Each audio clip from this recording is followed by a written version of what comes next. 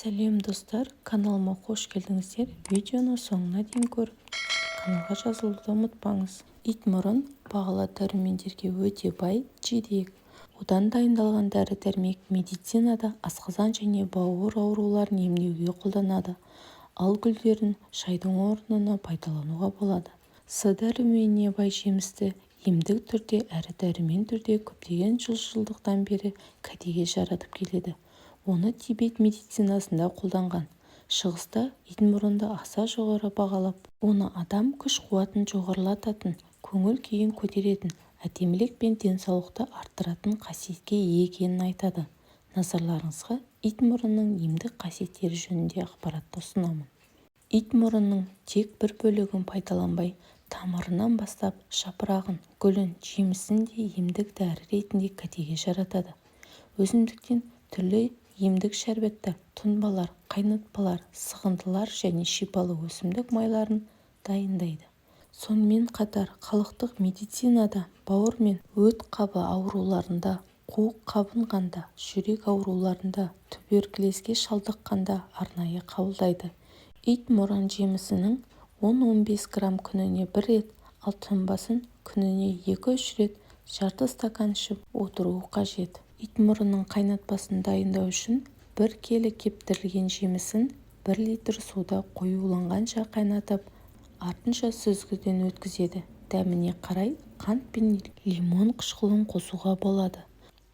Дайын болған тәтті қоймалжыңды су құйылған ыдысқа салып, тағы біраз қайнатады.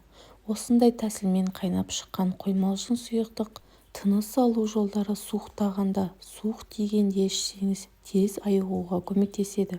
Сонымен қатар ота жасатқаннан кейін қан аздықта және қан айналымда қалыпқа келтіруді осы өсімдіктің жаңа піскен жемістерінен тұнба дайындап ішсе пайдасы мол. Қайнатылған тұнбаның 1 стаканнан күн сайын ішіп отыруы қажет.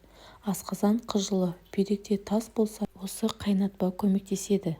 Итмұрыннан дайындалған осындай тұнбалар мен шайларды үзбей ішіп жүрген адамның бойынан жұмысқа деген құлшынысын, ауруға бейім болмайтындығын аңғаруға болады.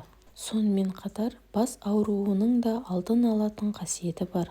Итмұрын тұнбасынан шай дайындау үшін 1 қасық итмұрын жемісіне 1 стакан қайнаған су құйып, 10 минут эмальді ыдыста қақпағы жабық күйде қайнатады.